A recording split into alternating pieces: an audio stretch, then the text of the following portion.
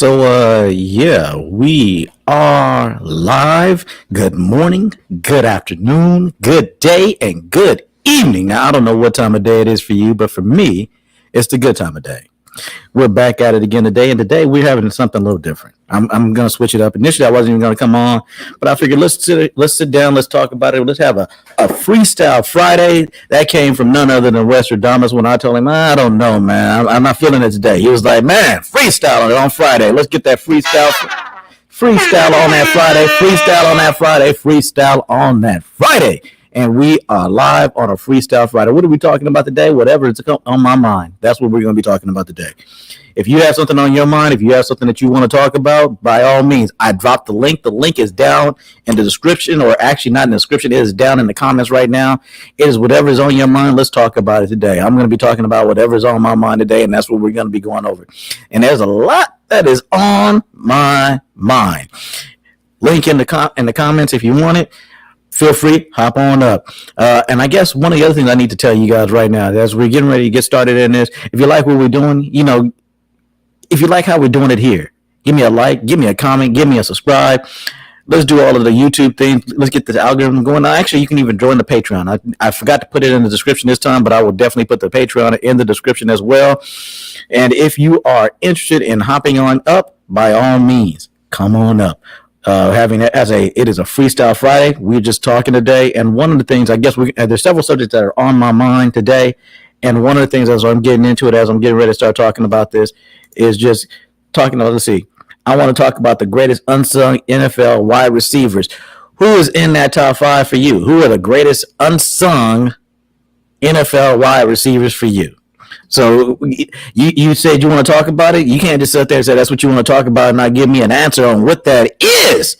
Who are those? What's that five that you? I said, give me a top five, top three. Let's see. I'll go first. Anquan Boldin and Steve Smith. You know what? Those two are great.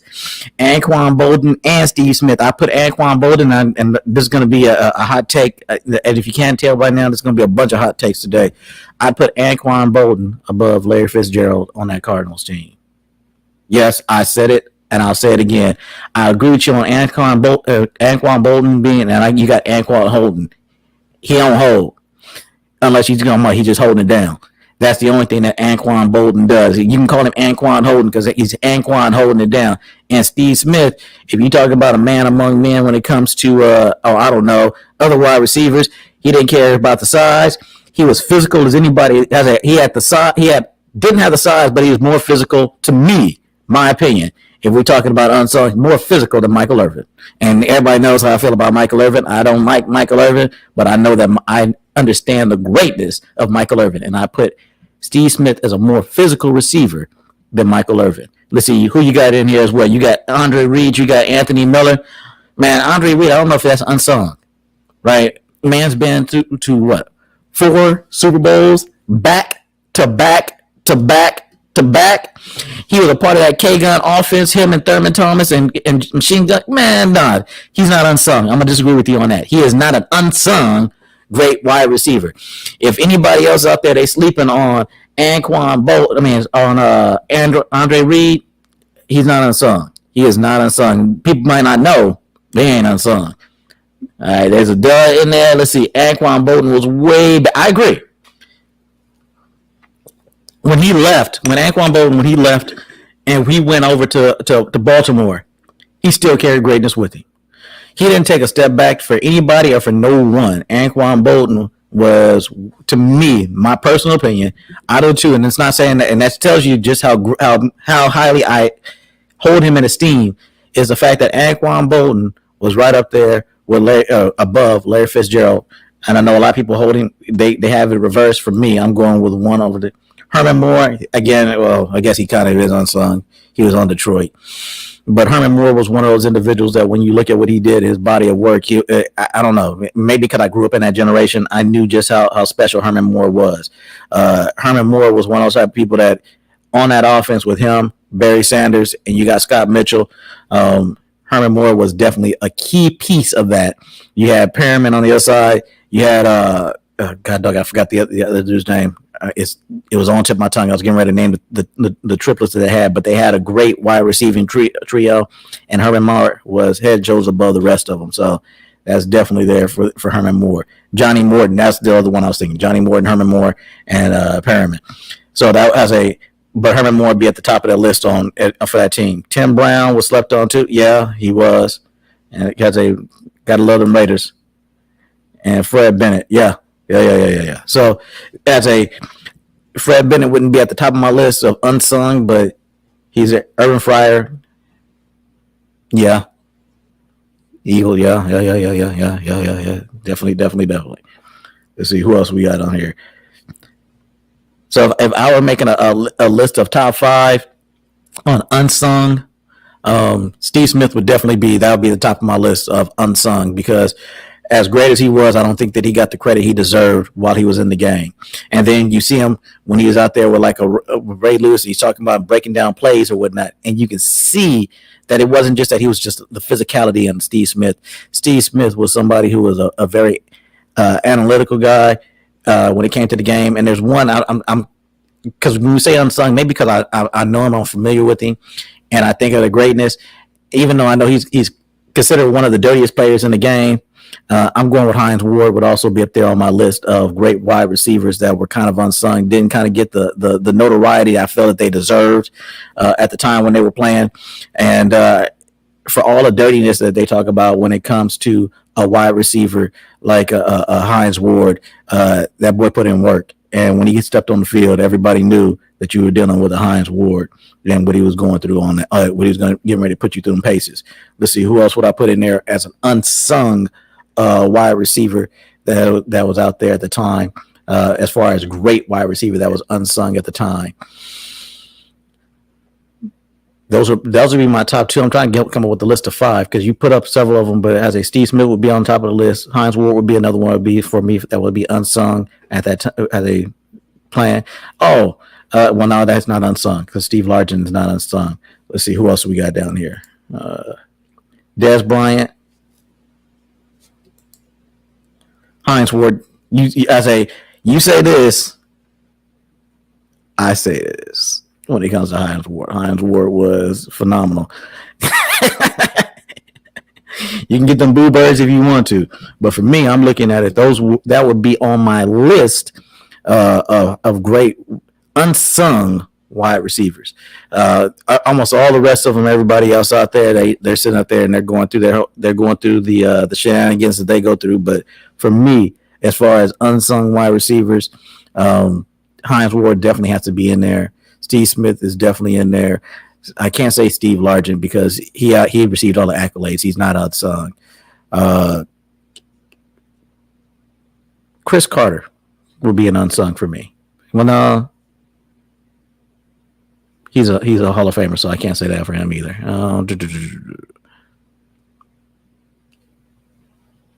Mark Duper. No. I was joking on the Mark Duper one. Who else would be unsung? Unsung.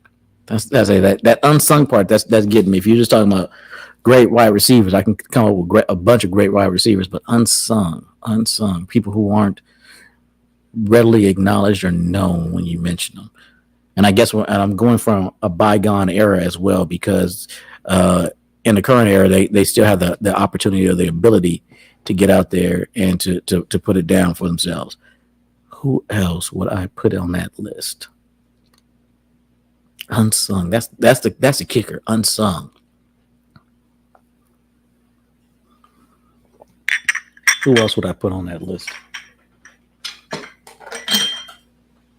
Excuse the noise. I'm not sure. I say that I'll have to sit down and give that some thought. I'm really gonna have to sit down and give some thought. Besides those top 2 that I gave you, I'm gonna have to sit down and give that some thought on some other unsung wide receiving heroes from back in the day that are not really talked about to the extent that they should be or need to be. I fundamentally disagree with Andre Reed. I mean, Andre Reed was one and even Andre Rison, Bad Moon he wasn't unsung. Well, maybe I'm looking at it through the lens of back in the day on people that I recognize and I recognize even today. Let's see. Just want to talk about domestic ABOB, domestic. Man, look, that wasn't even going to be one of my topics today. There was two things I was going to talk about. Johnny Depp was not going to be one of them. The two things I was going to talk about, one of them had to deal with the HBCU situation in Ukraine. The other one that I was going to be dealing with was a guy named Latavian Milton, just a blast in the past. But Johnny Depp, that one, that's just hurtful. I'll be honest with you. And the sad part about it, this goes to communication and male-female relationships, and it's a really hard one to talk about, because a lot of times when you're dealing with women, a lot of women, they feel that because they give you an inference that is the equivalent of them telling you what it is that they're talking about. Well, I inferred it. You should have took it from how I did this or how I did that, and I didn't have to be explicit. And we as women, we don't talk explicitly in how we deal, except for sometimes it's just gaslighting, especially if you know that men don't deal with implied terms, right? So if you know that to be the case, then what you're dealing with is that from that aspect. Yeah, this is America. I got you on that one. But yeah, this is America. When I think about the HBCUs, and it's not even all HBCUs, if I'm being honest. So when I went back and I looked at it, because somebody told me, they said the HBCUs are letting in Ukrainian students for free into the U.S. And I was so upset. And it turns out it's just one right now. And I say right now because it might turn out later that it's more than one. But it's Hampton University, right? Historically Black college and university. Hampton University has extended to 50 to 100 Ukrainian students to come on in and get free room and board throughout the summer.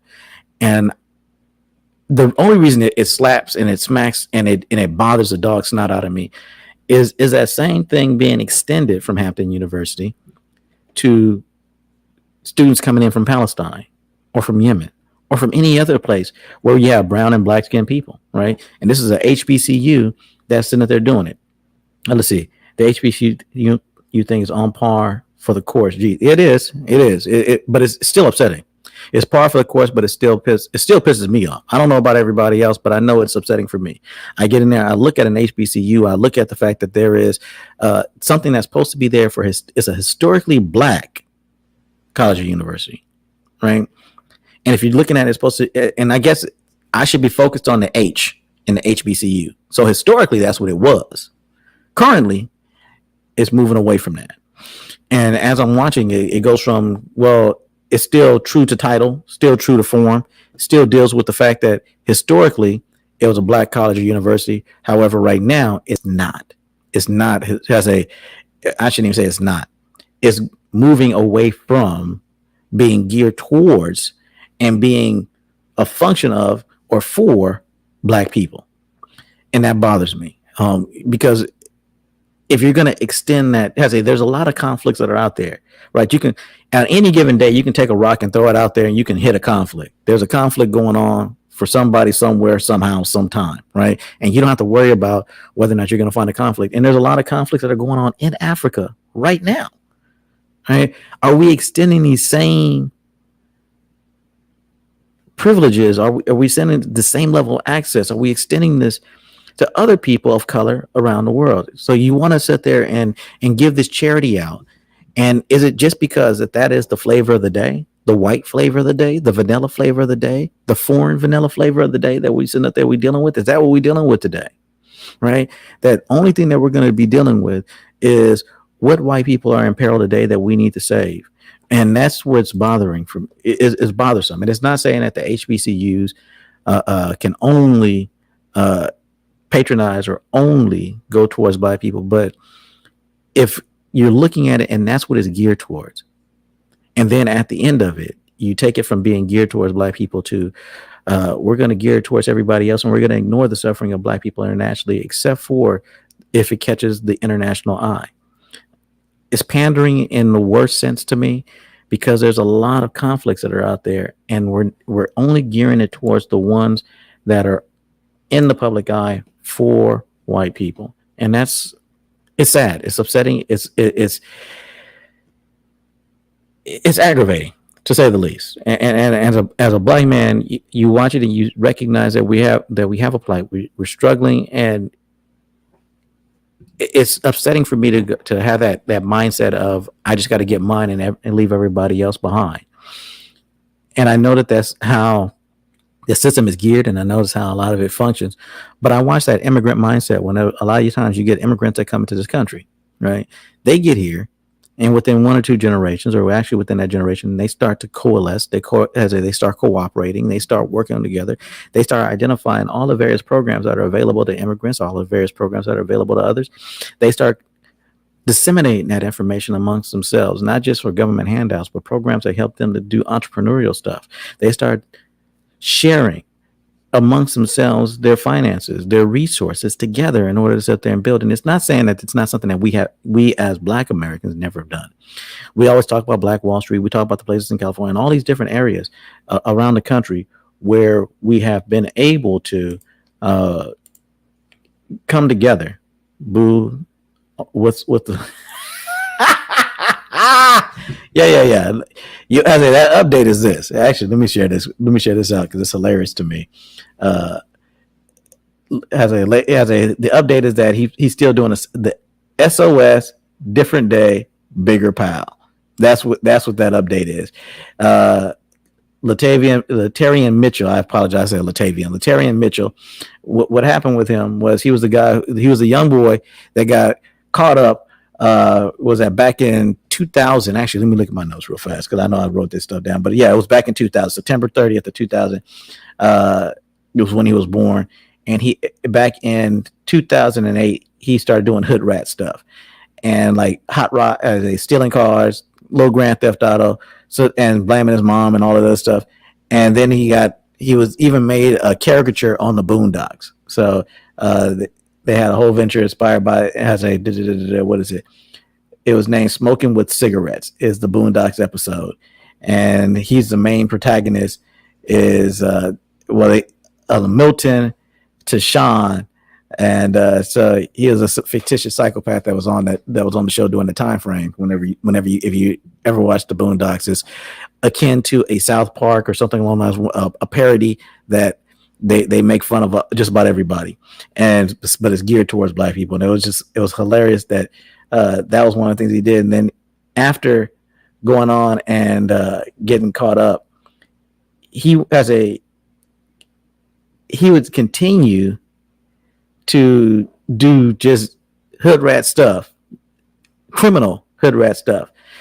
And then he ended up getting I don't want to say, but they had all these different funds and all these different things like, oh, we have something that we've identified with this Latarian Milton, and he got a bunch of money. And it was like, and then he was able to go to college and whatnot. And you're thinking that, okay, well, he's on the straight and narrow now, or he's going to sit there and nah, not at all. Not at all. So he has a secondary education, all that other stuff. Went down the tubes. Here's a guy who even joined the Navy. I shouldn't be laughing at his pain, but he joined the Navy and thinking, okay, well, I guess all's well that ends well. Turns out not so much.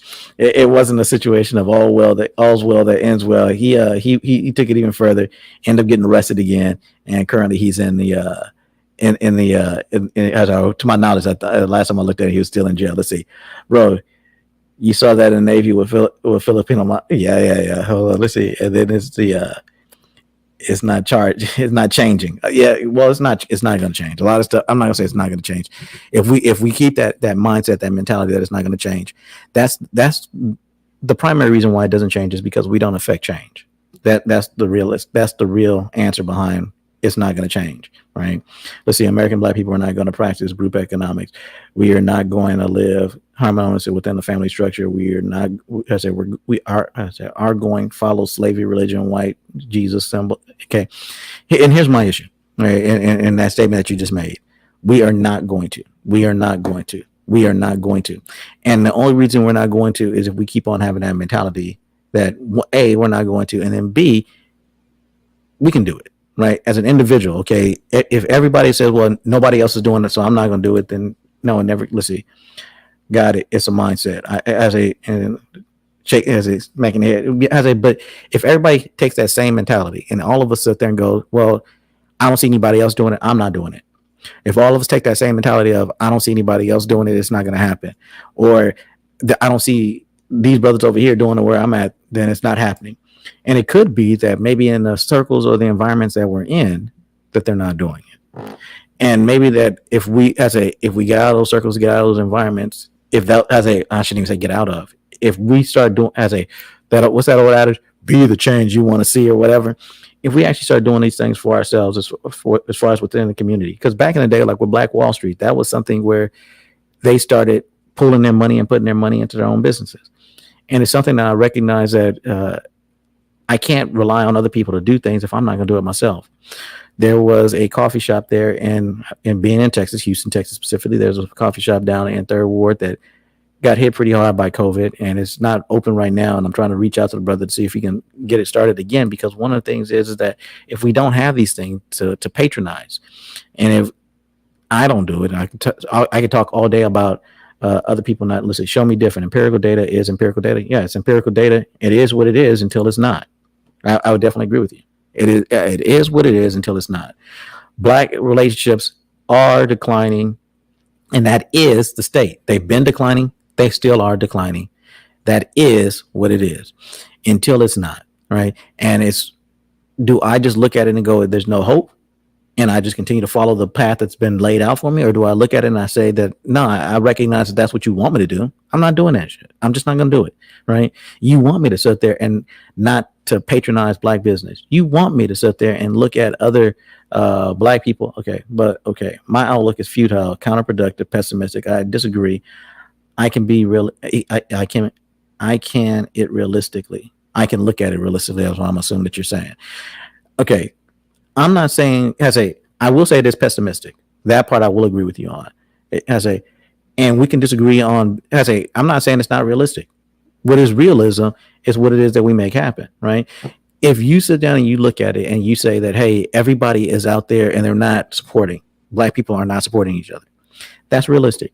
Right now, currently, that is the state of things, right?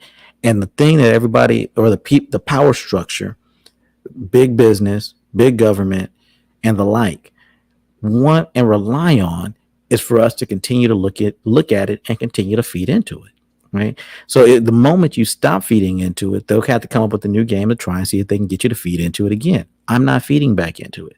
The other aspect of that is where they target and what they go after. It's step back and look at the game that's being played. And if you look at it and you're just pessimistic, it's kind of like you're getting ready to go into a game. Are you a front runner in a game, right? You talked about football earlier. Are you just a front runner?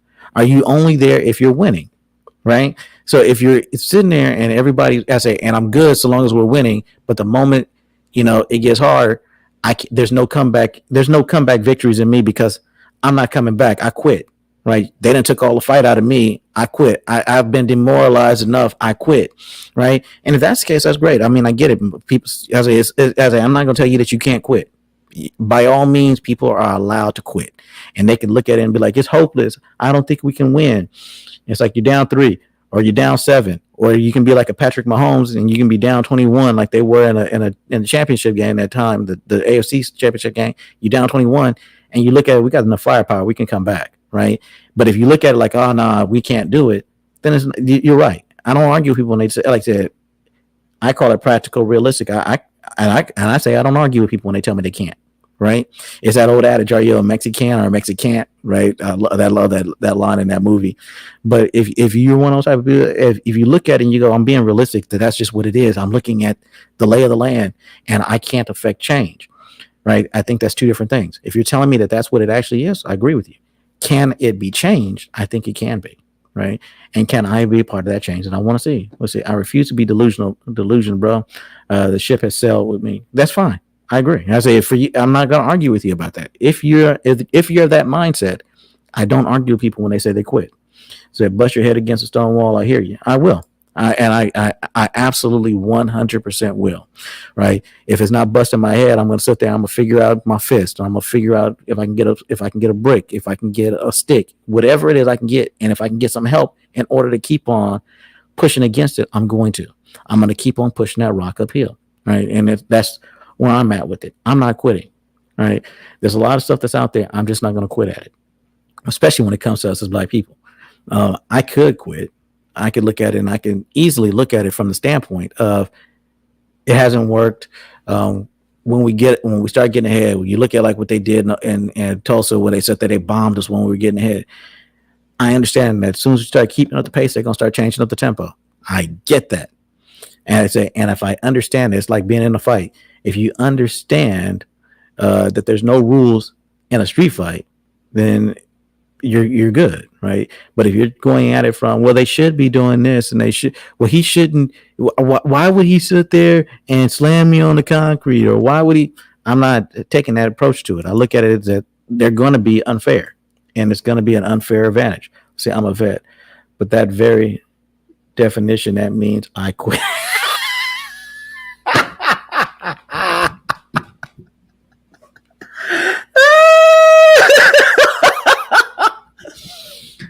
Vet means I quit. I get it. So it has a that, or it could be if you're a veteran and you've been in 30 that they tell you can't be here anymore. But I quit. I like that.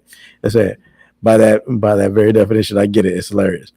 But yeah, I say, but for me, it's like by my very definition, I don't quit. I'm not gonna quit. I say when it comes to the upliftment of black people, when it comes to the community, the black community, I'm not quitting. And I know what they're targeting. They're targeting the next generation, right? And to an extent, I gave them a hand. I had kids, and I bought into the system while my kids were young, and so my kids bought into it. And hopefully, as I'm talking to my children, for their kids, my grandkids, hopefully they don't buy into it. And if my grandkids don't buy into it, hopefully my great grandkids don't buy into it. And the more that on the upcoming generations, and as well as me setting the example now, right? I can't undo the stuff that I've already done. I can't undo the things that have already been done in the system. I can't, right? I'll agree, the one thing I don't know how to do as of right now is how to travel back in time. If I could travel back in time, there'd be a wrap, but I can't. You had me wrong. That was funny as all get out initially. But in looking at this whole aspect of it, though, it's a situation within the system where we're looking at it, and we as black people, we start to prioritize things that we shouldn't be prioritizing. Right? Everybody else is looking at how they can sit there and get the next generation a leg up. Right? They're going to buy into it. I'm not buying. I haven't quit yet. Right? I can tell you that I sold. Right, I sold it. I sold them on that pipe dream that does not exist. I can definitely say that. I am complicit in that. I bought in. My parents bought in. They gave it to me. My parents now, they look at it and they can tell me, "Hey, we bought in. We were wrong, and let's move it forward." Okay, great. I can be just as big a man and say, "Hey, I bought in. I was wrong," and hopefully my kids can look at it if they have enough respect and they can go like, "Hey, you know what? I'm not going to buy in the way that you did." And what can you give me some wisdom as an elder to tell me what it is that you did wrong, so I don't have to repeat those mistakes. And then hopefully for their kids, they do the exact same, and their kids can recognize in the elders and bringing in the things that we've lost in our community, or a lot of those things that we lost in our community. Respect for the elders being one of them, right? Our women are our adversaries. That's true. And in many ways that's true. And a lot of times, I'm going to be honest with you, I think that part of that is also on our selection. I think that we select something that's physically appealing, and the women that we do have, that they bought in also, right? So there is a joint issue that's there, because I know I bought in, and while I can be upset about the fact that our women have bought in, I'm also upset with myself in that I bought in. And when I look at specifically with black women, right,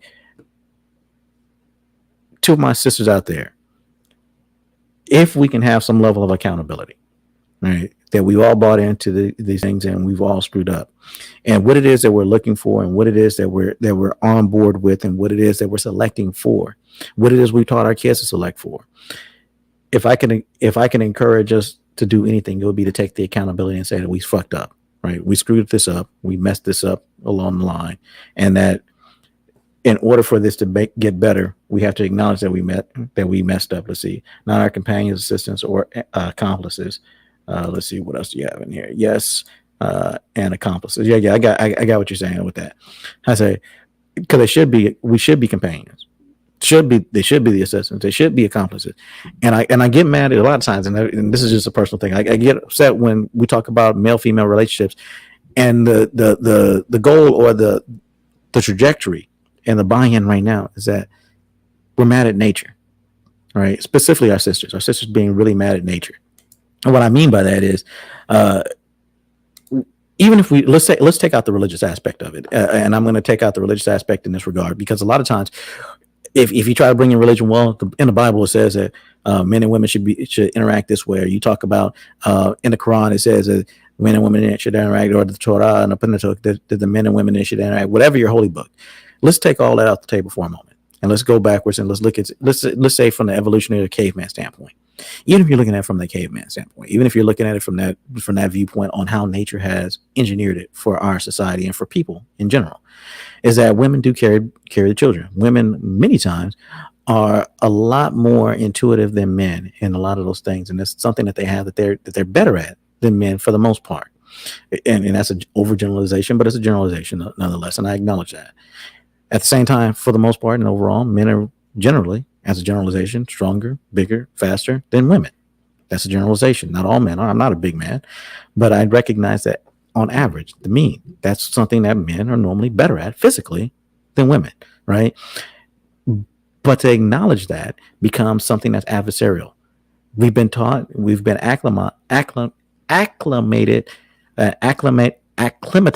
to believing that any admission that someone has or is born with a better gift than what we have is admitting weakness, or that now you're weak because you can admit that. And I'm going to say that that's not weakness. As a matter of fact, it's strength to acknowledge what the weaknesses are that you have, so that you can actually get over those things. You get into a fight, you watch, I like MMA. You watch an MMA fighter, somebody who recognizes that they're not as good on the ground as somebody else and they want to keep it standing, or somebody who realizes they don't have it as well on standing as the other person does the ground. Doesn't mean that they don't work on those aspects of the game. No, not at all. You still work at it, but you recognize that that's not your strength, or not something that you're going to play into. And that if you do, it could lead to your detriment and how that's played. If you're in playing a sport, football, basketball, and recognizing what those things are that you have that are beneficial that the other person doesn't have, what it is that you're weak in that the other person does have. And the ability to sit down and acknowledge it and be able to say, hey, this is what we can add to. And not only that, but recognizing that the things that you bring to us, specifically within a relationship that bears children. And this is where I have the fundamental issue at, is that when you have a relationship that bears children, it's no longer just about you as an individual, you and your mate together, right? It's about the children. It's about the next generation that's coming up. What can you give them? How can you sit there and make sure that they have the right tools necessary in order to go forward?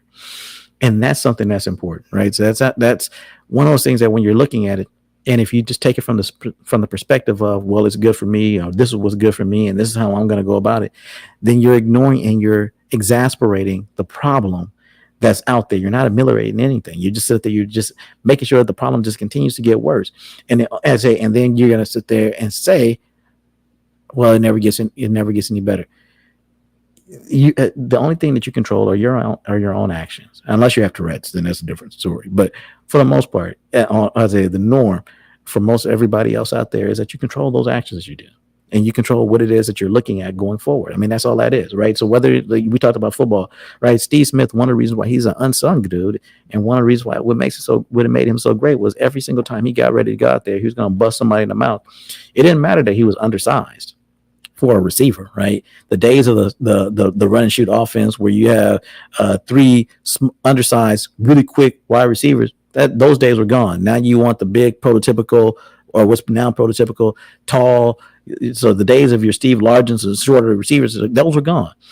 But Steve Smith was like, nah, I don't care. I say, I'm getting out here. I'm still gonna play wide receiver, and I'm still gonna bust you in the mouth. I still can be as physical. Even when he started losing the step, it was like I still got better route running skills. There's other things that I can do in order to make sure that I excel at this aspect of the game, and recognizing what he was good at and what he wasn't good at. Because you hear him talk about, once he recognized that he lost a step, what it was that he had to do in order to compensate, in order to be in order to still compete at that high level. right?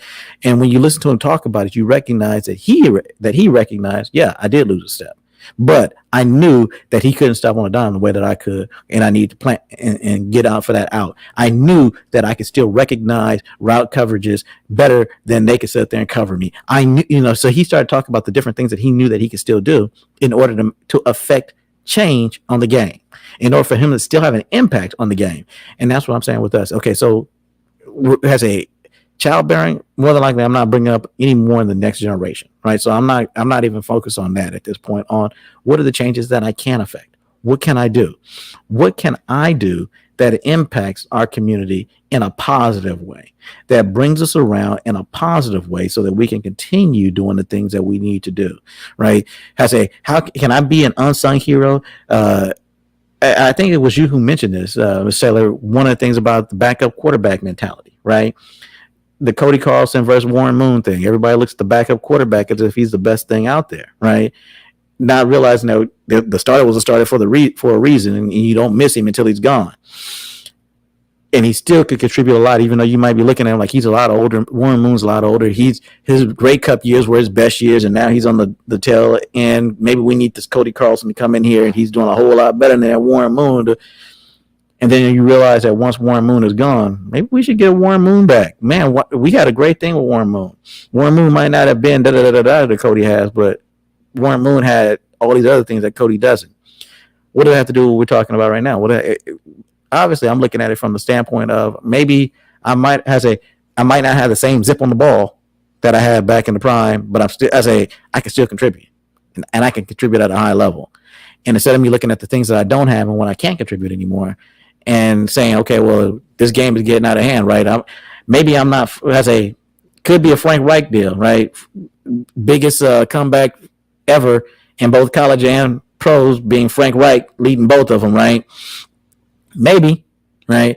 But there was no quitting him in order to do that. Down 35, not quitting. And that's where I want to be at. Am I going to sit there and pull out the game like a Frank Reich? Maybe not. Maybe not. But I'm not quitting, just like he wouldn't. Even though everybody else looks at it and it's out of hand, it's something that shouldn't happen. I shouldn't be able to come back. Wait, you did it at college too? Wait, what? Yeah. So I look at it from that perspective. I'm not quitting. I'm not going to sit there and I'm not going to leave off from it. And I'm not going to sit down and say that everything within the community is done. We can't do anything. We're not working together. Black people aren't doing this. They're not doing that. I'm not going to do that. Right? I can acknowledge that that's what it is, and I can acknowledge that a lot of that is us as Black people not always working together effectively, but at the same time, we are working together. What's going on tonight, Westradamus? How you feeling today? I'm doing all right. How about yourself? I'm doing good. I'm sitting here I guess I'm monologuing. We're on a Freestyle Friday. We talked a little bit about Letarian Milton. We talked a little bit about football, because we talked about top 5 unsung wide receivers. Well, he didn't say top 5, but who were the unsung NFL wide receivers? I was still giving some thought to that, but I had to put Steve Smith and the dirty player Heinz Ward, DeHoney in here. He had a whole lot of others that he put in there. He said Anquan Bolden, and I was like, I don't know if I put Anquan Bolden as an unsung dude. I think he was better than Larry Fitzgerald. I know that rubbed people the wrong way. A lot of people the wrong way. They reverse it, but we were definitely on that one. And then I also talked a little bit about the Hampton deal, HBCU bringing in 50 to 100 Ukrainian students, and wondering why it is they can do that for Ukrainians. Have they done it for the Palestinians? Have they done that for the people from Yemen? Have they done it for the people that's in Africa, right? Or are we just waiting and we're going to do this and we're going to extend these privileges only to white refugees and not to Black refugees at a HBCU? And I guess one of the other things I talked about, said they call it an HBCU, and I was like, I'm looking at it like, but it's for Black people, and I guess I'm putting my emphasis on the wrong. How do you say that, Deon? On the wrong syllable. I'm putting my emphasis on the wrong syllable, on the wrong statement. I should be putting it on historically, that's what it's for, and not that's what it's for now, right? So currently, and it's going in, is not for Blacks, but I'm still stuck on it. It's a HBCU, and I'm stuck on the Black part of it, that it should be primarily geared towards, if we're going to extend that charity starts at home, right? Why not extend it to those who share those things that we have in common, that extended family at home? And that's what I'm thinking. Oh yeah. Well, the first one is on Letarian Milton. I believe Latarian Milton. I'm mobile today. What? Once again. Just what's on your mind? Let us know. What is all? Yeah, Latarian Milton. I believe that he is the microcosm, or he's the avatar of black males. For the past, like the new generation avatar. Because you remember, he was a kid. He was a young man. He was a kid, and he's like, "Oh, I like to do hood rat things because it's fun." And remember, okay, he's a kid. Okay, so what he's doing, he's looking around him. Okay, and he's learning that. He's like, okay, well, the fun stuff what everybody else is saying is smoke cigarettes, and and then steals his grandmother's car and things like that, and what he hit by 2 or 3 cars and things like 2 or 3 cars or however many cars it was, and and then this constant run-ins into now. I think he got a charge, and now he's currently serving a sentence, and which is yeah, which is which is a failure of men. This is a failure of men,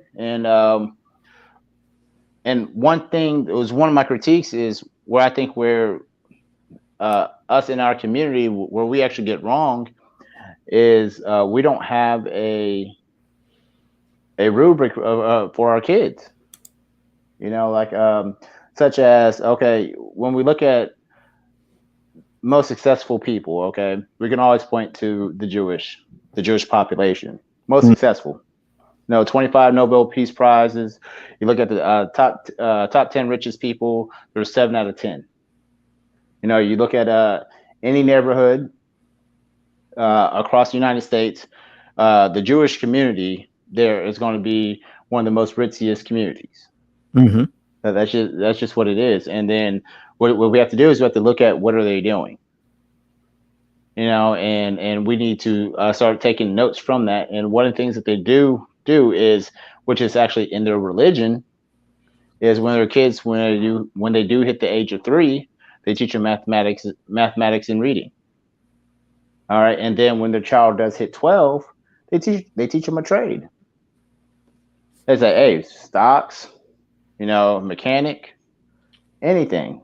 They start teaching their kid a trade at 12. So whenever they do hit 18, they can start earning because they've been doing that trade for that long. And then when they get in college, then they can start multiplying that, to that trade. And I believe that if Latarian Milton would have had something as a life plan for him, even the least intelligent ones of us, okay, at least they have a life plan. And just looking through his story, it was just sad, just sad. It made me sad. And because he was built to fail, at the end of the day. Now pivoting to sports talk. Let me piggyback on that. I agree with you on that Latarian Milton thing.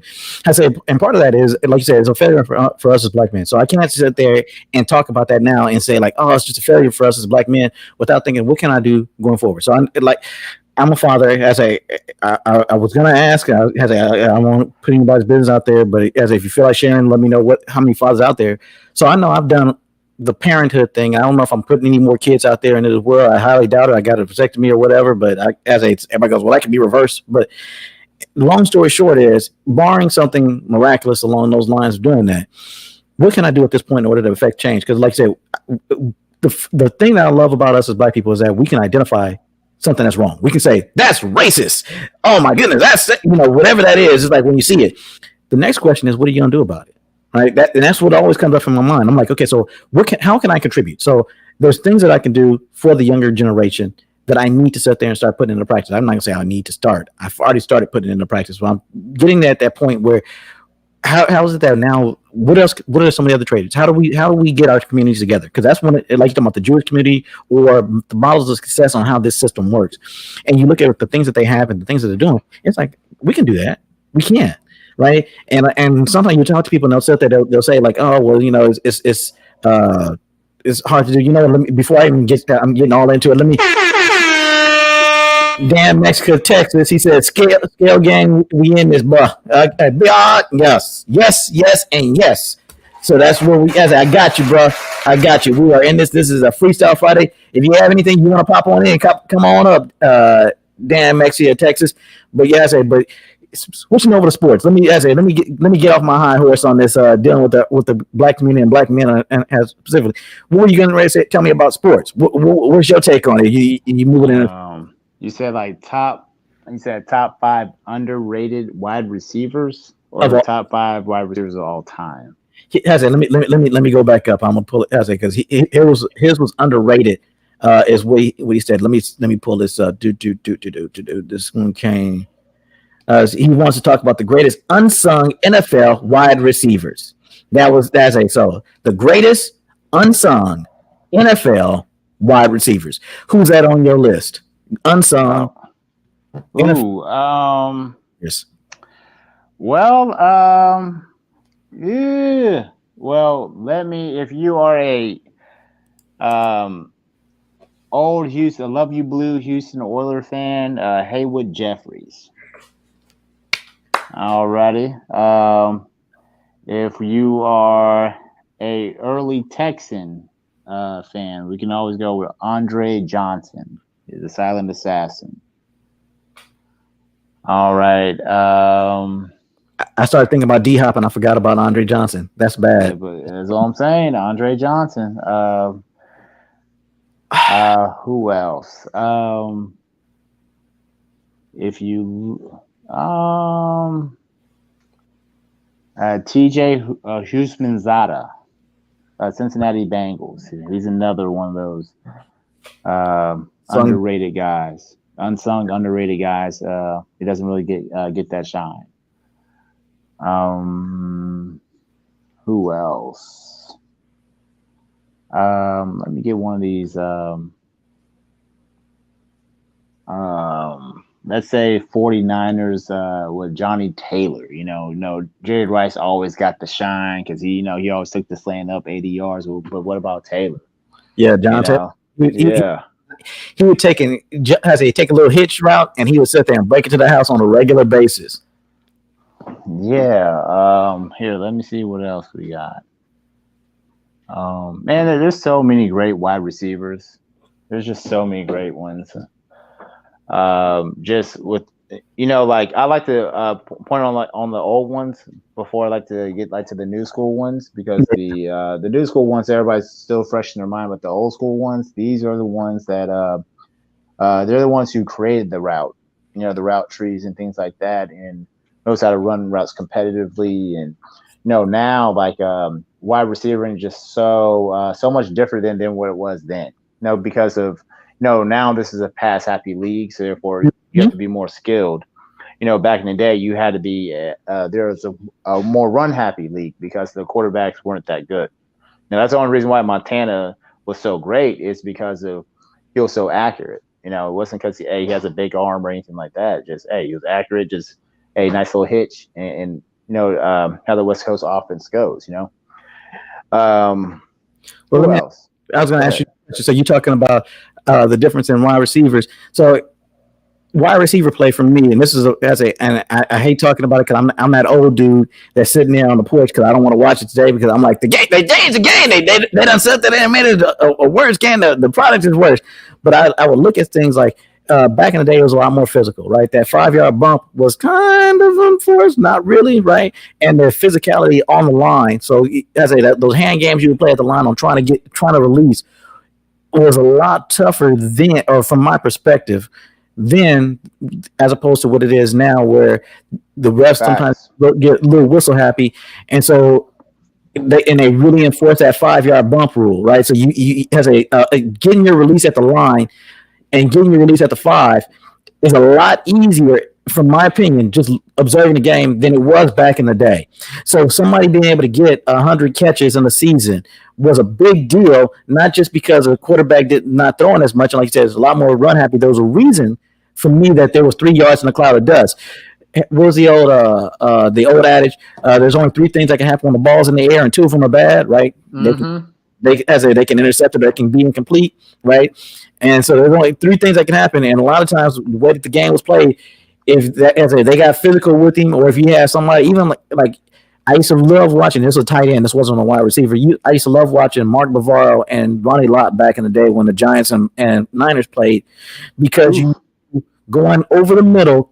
Mark Bavaro wasn't scared, and you knew you had Ronnie Lott that was lurking over the middle. Sometimes Ronnie got the better of him. Sometimes Mark got the better of Ronnie. And you sat there and you would watch them, and it wasn't like today. It's like, ooh, that's hat on hat, blow a whistle, toss the flag. You got to, or that release at the line. He sat there coming off and once he gets off, checking and get himself onto his route so that he can run that route to be in that position. So he's running that quick slant coming off at the tight end position was a lot harder back then than it is when I watch these guys and how they're able to do it today, where it's like it's almost an unimpeded release off the line, unimpeded even at the 5. I mean, especially even before the 5, it's like they're scared to like touch them up beforehand. And so for me, I'm that old guy. Like, well, back in my day, I used to watch them have to get out there to go out and run these routes. Like, so that's why I always got to watch my tongue when I'm talking about them, because I look at what receivers used to be versus what receivers are today. I'm like, I don't know about these records. Like I said, it's pass happy. I don't know. You have any more you can add for me? Maybe I'm looking at it wrong.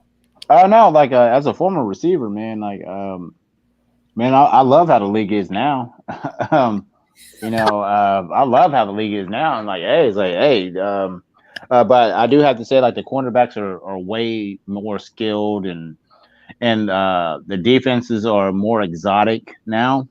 Mm-hmm. Now Norm was like the exotic, when I was when just a Tampa 2, and and that just have some disguised blitzes and things like that, and or 4-2-5 or a multiple defense look. But yeah, like this, wow. But yeah, like just how it is, like I believe the quarterback leadership values have actually went down.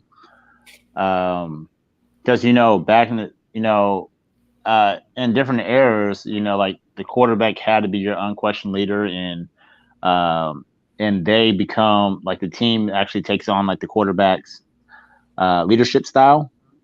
Okay. Now it's less like that. There's more personalities can actually be spokesmen of the team and things like that. Just like the Rams. So Aaron Donald is clearly the spokesperson of that team, because he is the best player, one of the best defensive tackles ever. Yeah. In my opinion.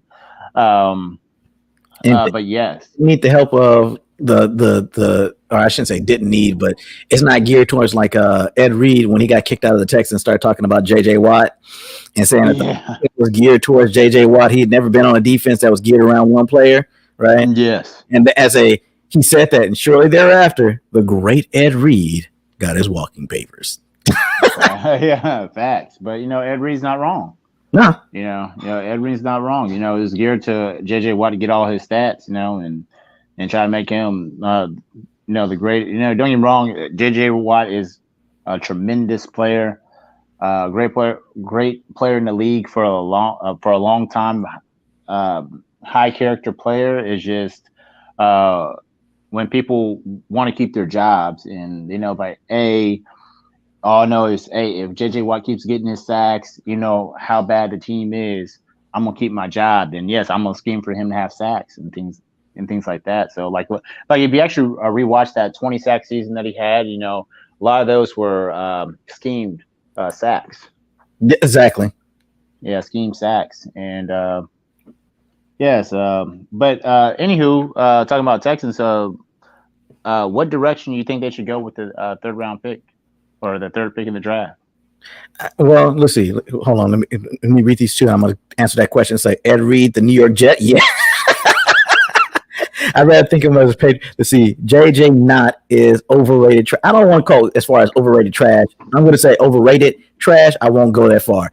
I will say that JJ Watt is overrated. As a, like you said, a lot of it is schemed for him, and the goal was to get all eyes on JJ Watt. He was the ambassador for that team.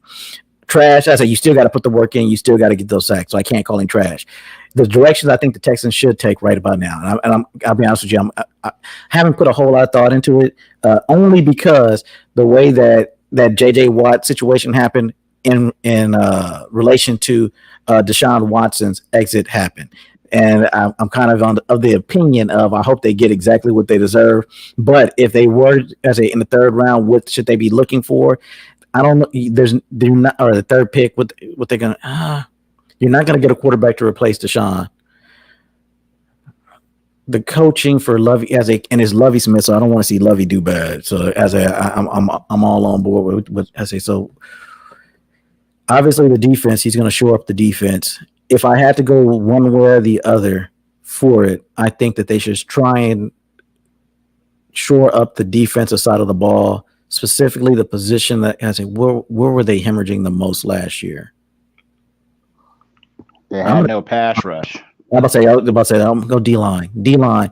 So I'm looking if I'm looking at it, and it's funny. Charlie Casserly, when he started off, and he drafted Mario Williams over Reggie Bush and Matt Leinart and Vince Young. I'm sorry, Steve Young. Vince Young. When he drafted, everybody was up in arms. But I appreciate his tactic and what he did because he was looking at it from the standpoint of, let's see, the Elvis of the NFL, and then there is the Justin Timberlake, if you will. Okay, but he was going at it from the perspective of we have in our division we have the Indianapolis Colts and they have Peyton Manning, and if we want to compete with Peyton Manning, they had Derek Carr at the time, and it's like okay, so they had a decent quarterback, but if they're not winning any shootouts, so the thing that they really went after at that point was how do we get our defense better, and like you said, we need a pass rush to get with the Peyton Manning. It was a good decision, but the outcome was less than desirable. And it's hilarious. It's not that Mario Williams wasn't a good talent. It's just that he didn't work out the way he should. Same way with what do we have here? The Texans need to pull a Los Angeles Clippers and vote out the racist wannabe New England Patriots McNair family. But we're not ready for that conversation. Man, okay. You're getting ready to get me to go in on this. I say, let me just answer this question. I'm gonna let you talk. Let me let you go so I can gather my thoughts and not go the direction I want to go with that. What do you got to say about that, Western Doms? Let me gather myself. If I was the general manager, and I'm actually want Lovie Smith to actually succeed, this is a quarterback-driven league now. And if you don't have a quarterback, you need to draft one. Nothing against Davis Mills. I think that he's very solid, but just based off his limitations, seems like he will be a very strong backup quarterback. And, you going in the season with Davis Mills, I didn't see just enough out of him to say, like, hey, that's going to be our starter next year. So I would go ahead and pull the trigger on the third pick with Malik Willis from Liberty, quarterback. Oh, I'll go quarterback. This draft is deep with pass rushers. Okay, and very deep with pass rushers. Remember, Lovie Smith, he's a savant on the defensive end. Remember, he did go to the Super Bowl with the Bears defense back in 2006 with Rex Grossman as quarterback. This is true. But Pep Hamilton, he is the offensive coordinator. And he has done wonders with Luck.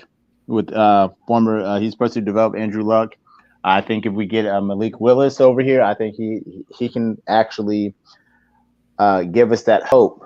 And then that hope, number one, number two, he can actually probably drive in some free agents to come here because of he's a good quarterback, high upside. How can you tell this no?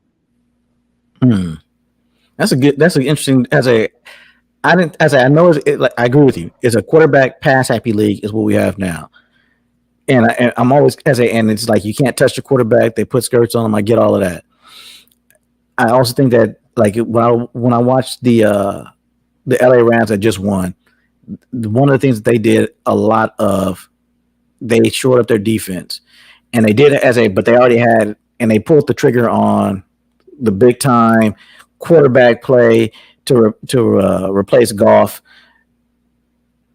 with Stafford, and and then they also pulled in the receiver. God dog it, what is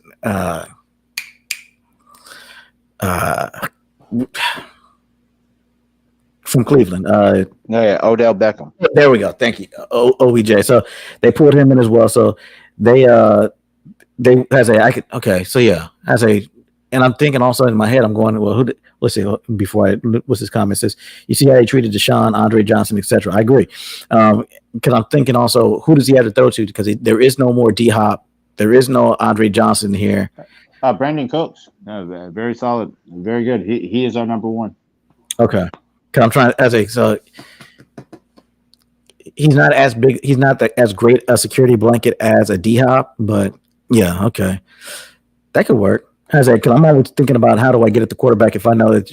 But then I'm also starting to think about, well, who else is in that division, and are you really concerned if you're going to see them twice a year with their quarterback play? I'm going to tell you, Jacksonville. That's going to be. Trevor Lawrence. He's probably he's most likely going to take a leap. Last year he was going without an inept football coach, so at least he has just upgrade just in that and just coaching. And then number two, he's going to have Travis Etienne, his former teammate at Clemson, coming back because he was hurt all year at running back. So at least they'll have some talent there. I think Jacksonville's might be a problem if they end up putting it all together. I think Jacksonville has a chance. Let's see. D'Amico Ryan is what Mr. Taylor here has to say, and then there's a Steve Slayton, D Hop. Let's see, what was the initial comment?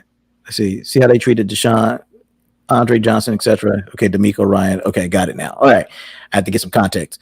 But yeah, as a D'Amico Ryan's isn't he like the defensive coordinator over there at San Francisco, if I'm not mistaken?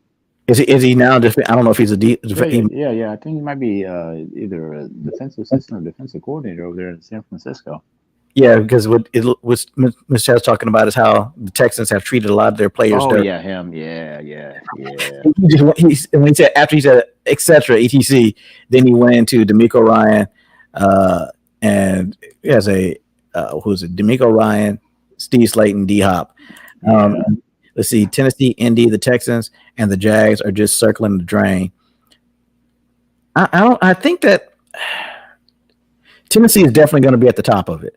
I think that's definitively at the top. I have to disagree with you on that one. Actually, I think this year is wide open. You have to understand that Tennessee has been riding Derrick Henry hard for the past 2 to 3 years. We're going to probably see him get injured, or he's going to be slowed down because of all that wear and tear on his body.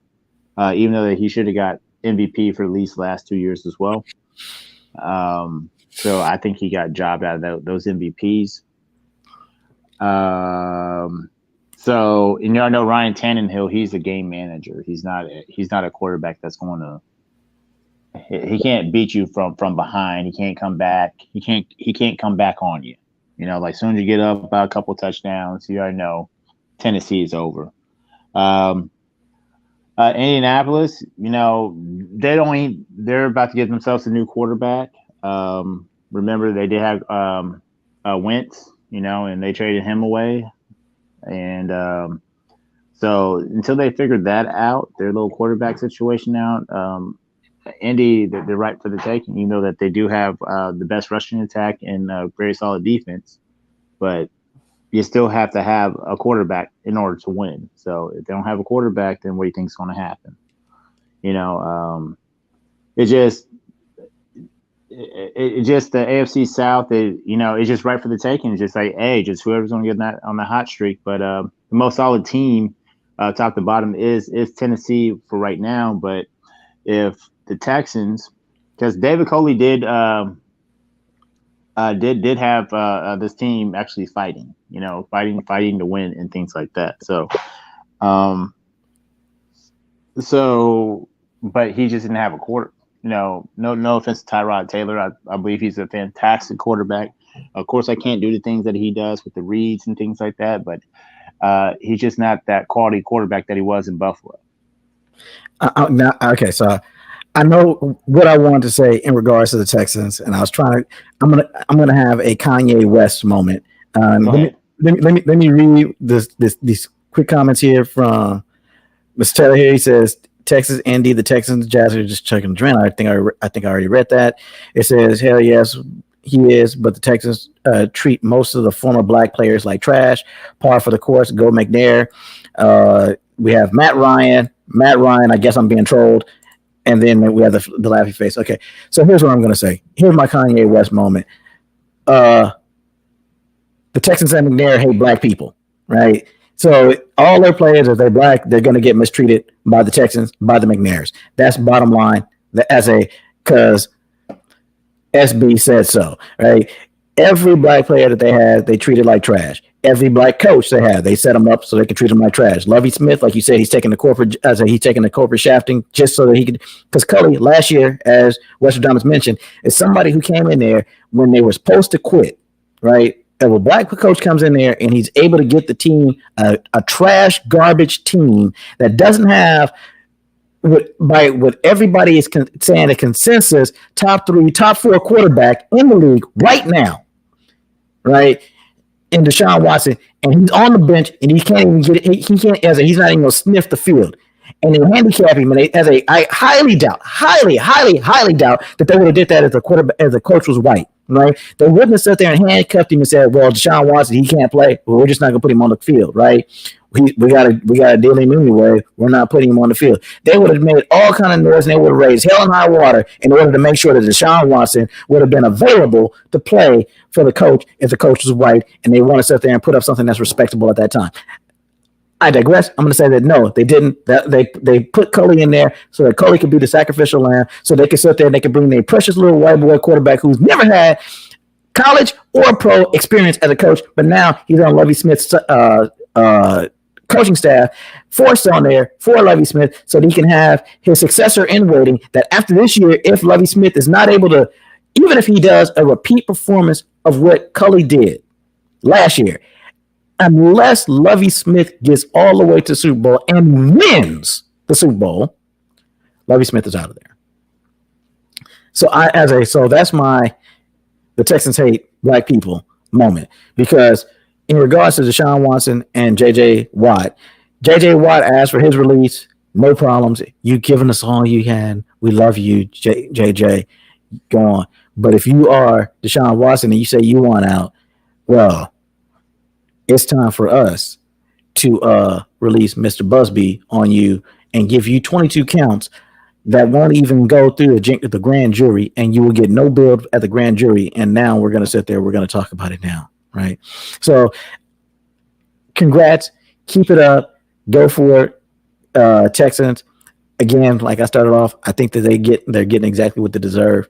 Let's see. Young man, a black coach can pull stuff out with limited or a lack of resources. No way. Yeah, so I'm looking at it, and it's like, so what's on my mind when it comes to that? That is exactly what's on my mind when it comes to the Texans. It's one of the reasons why I just stepped away from football in general. Let me put that out. I got tired of watching basketball. Is a different story on why I stepped away from watching basketball. But again, I got tired of watching. There's a underlying story, and call it, maybe I got it from always watching movies, and it's like, oh, what's the movie about? It's about saving a precious white girl. Okay, so when you watch most movies, you'll probably not be able to unsee that at this point. But it's interesting to me that going forward, that when it comes to the Texans, or it came to football, at some point in football history, it came down to, we need to protect the precious white boy being the quarterback. We need to prop him up more than we prop up anybody else. You can hit everybody else, but you can't hit the quarterback. And then it is life imitating our system and how it is, and that the execution of the rules, right? So we have people who make the laws, we have the people who execute the laws, we have the people who interpret those laws, right? So the refs are on the field, they get to interpret how the rules are. You have the owners, they get to make what those rules are. And the execution of the rules is also within the purview of the referees. So the players just out there playing the game. They don't make the rules. They don't make any of the new rules that come out that either hamper or impede the game. Only thing they can do is play within the rules that are there. They don't get to interpret the rules on how the rules are going to be called while they're out there in the field, whether or not holding's called on this play, even though holding happens on every play, whether or not they're going to get called at a 5-yard bump or they're not going to get called for a 5-yard bump, whether or not they're going to sit there and execute on any of the number of rules that are out there. That is up to the referees. And that dictates the play that's out there in the field. And I look at it and it aggravates me when I watch it that a black quarterback will get certain treatment. They'll execute or they'll enforce the rules a certain way for a black quarterback. But then for the white quarterback, they'll enforce those rules 100% of the time to make sure that they protect their precious white quarterback, that he doesn't get hit too hard. He's the moneymaker. How is it that a quarterback can play until he's 45 years old in this league today? How? Well, they make sure that he doesn't get touched, right? And he even recognizes, he'll tell you, he's benefiting from it, right? It's not something that he's not cognitive of. He can tell you all day. They're treating him with kid gloves, right? But it's one of those situations where you watch it, it's aggravating for me to the point that just like in our society today, that if you're going to enforce the rules selectively for the people that you like, they get the enforcement, they get the benefit of it, they're going to play to, and then the ones you don't, they take a little extra hit, they get it. Man, that just is BS. Let's see.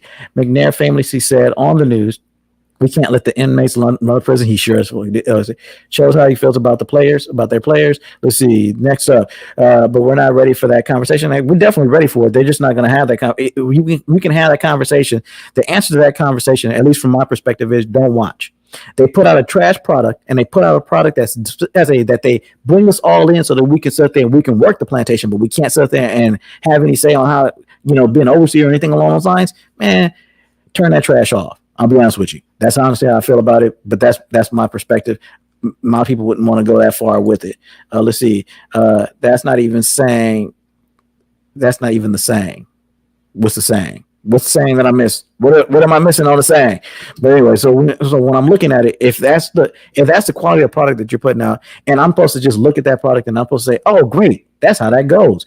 We're supposed to sit there and apply the rules unevenly. See, I was just watching racism and has an in your face. Man, I get it's that George Bush. The NFL hates black people, right? The Texans hate black people specifically. I think it's the NFL in general. I think that you have far and few in between, like the Rooney's who over the Pittsburgh Steelers. They're the exception and not the rule as far as owners within and they're white just like all the other white owners. But as far as them getting out there and trying to affect change, they're the exception. They're not the rule, right? The rule is the rest of the owners. Just look at how they go about doing it. And it's not even saying that when I look at what Cully did with the Texans last year, when they should have just rolled over and been out there trying to see if they can get the first round pick. Let's see. We can't let the inmates run the asylum. That's the saying. Yeah, that's exactly what the saying, right?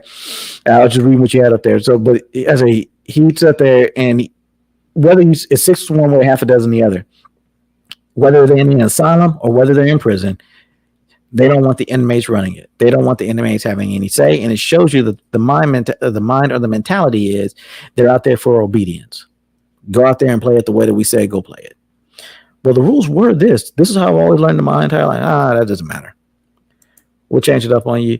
Well, how is it? You know that I'm a physical DB. I got to sit there. I'm up tight on the receiver because if he gets a release off the line unabated, I mean, he's going to sit there. He's going to run wild on me all day. Yeah. That's the goal. And we're going to sit there. We're going to blow that whistle every time.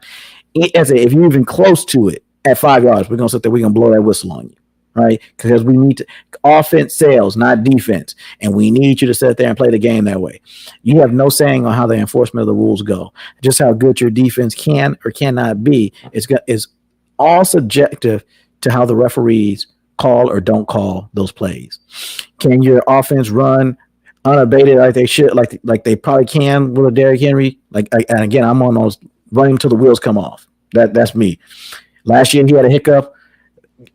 I'll probably give you a few games starting, not to sit there and just run you till your legs go on, but you signed up for this, right?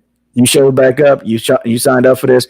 I say give them a big contract. I think running backs actually deserve it because when they burn, if they burn hot, they don't burn long, right? You don't get too many Emmitt Smiths out there who makes a career, or Barry Sanders who can make a career on making people miss and leave the game when they feel like, not because they had to, right? So there's not too many of those that are out there that are going to last that long, 13, 14, 15 as a running back. So if a running back needs his money, I feel give it to him on the front end, like what they've been giving these quarterbacks all this time. They give all these quarterbacks all this money on the front end, and now they got, we would love to pay you more, but we can't, right? I think that they should do the same thing, or they should take that rule off and allow that for running backs, because they're not going to last long. And Ezekiel Elliott is not going to last long, and he's showing that now, right? If you're a banger, if you get in there and your job is to get in there and go bust people in the mouth for a living, eventually that wear and tear is going to come down on you and your body. That being said, that's been what's on my mind. I see what's on everybody else's mind. We talking football, we talking racism, we talking racism right up that's my wheelhouse. I see racism in it. I see that. I see racism everywhere. But then again, I also believe this is a system of racism, white supremacy. That being said, I don't want to sit there and belabor the point, talking about a whole lot of other stuff. But I say where the Texas going at this point, who are the wide receivers, whether or not they should get a quarterback. I hope they burn in hell. No, I'm joking.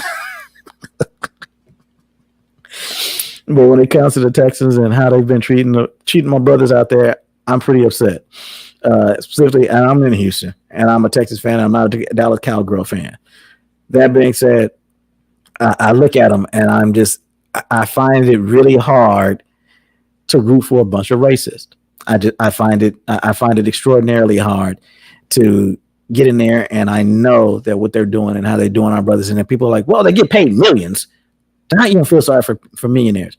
I get sorry for the treatment of them, right? When I watch my brothers and sisters, I don't care if they're getting paid millions or they're getting paid pennies. Regardless of what they're getting paid, watching the mistreatment of my brothers and sisters out there bothers the dog snot out of me. So glad to have Westradamus on tonight. Thank you, brother. I appreciate it. It looks like you have those technical difficulties there for a hot minute, or maybe the phone cut out on you. Glad to have Mr. Terry online with us tonight. Glad to have everyone that's been on with us tonight as we've been going through this, and we've been talking about just what's on your minds. Freestyle Friday. You felt free to come on up. I dropped the link earlier. I'm actually, you know what? Let me re-drop this link right now as I'm going through this, so that anybody who did not get an opportunity, who might want to come on up and might not be able to see the link at this point, you can definitely come on up, right? The link is going to be in the description below, or not the description. What am I talking about? In the description. The link is going to be in the comments that are down there. So if you're in the comments and you're looking at it, the link is going to be there in the comments. And if you do want to come up, if you want to sit there and be one of the inmates running this asylum, if you like what we're doing, by all means, like, comment, subscribe, give us that thumbs up, right? Hit that bing, bing, bing, just for us. I'd very much appreciate it. I love a little like, comment, subscribe. I'll put the Patreon down there in the description as well, so that, hey, if you feel free to buy me a coffee, that you can do that. That's also down there in the link as well, or in the banner. You can see that right down there. Yeah. And if you want to pop on back in, by all means, pop on back in. This is what we're doing tonight. It is Friday. It's a Freestyle Friday. We're just talking on whatever's on your mind. And for me, always racism, white supremacy is always on my mind. But I can also talk a little football if you guys want to talk a little football. I will be honest with you as I'm looking at it, and I know we just came out this year with the college game. And you know what I might do this weekend? I'm going to reach out to some coaches I know and see if they might want to come on here and talk about name, image, and likeness, and how the impact of that is going on, as well as the portal, how that's impacting the college game right now with a lot of these young cats that are coming up. What are some of the misgivings and the issues that they're having with that as well right now? And I think that's something we should do. I really do. So what I'm probably gonna do, I'm gonna reach out, see if I can bring on a couple of these coaches I know, see if they can come on up here and they can shed some light on some things that I might be missing in regards to name, image, and likeness, as well as the college football portal, and see what it is that could be done for it. What are the pros, the cons, and can some of these young guys, these young cats that are getting ready to get into it, can they get some free game on what to look for when they're getting ready to get into it, and how it could be beneficial to them and how it could be a detriment and negative to them. I think that's something that needs to be discussed. I'm also getting ready to have on Just My Thoughts from the Hip Podcast.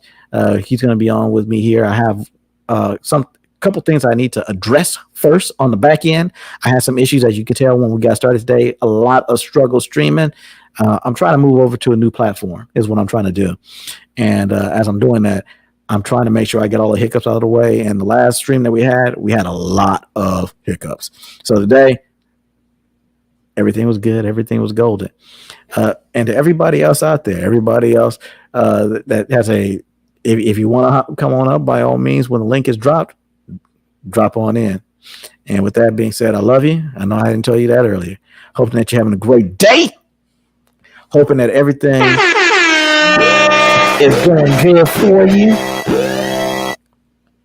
And may you always, always, always have peace in your life. And with that, we are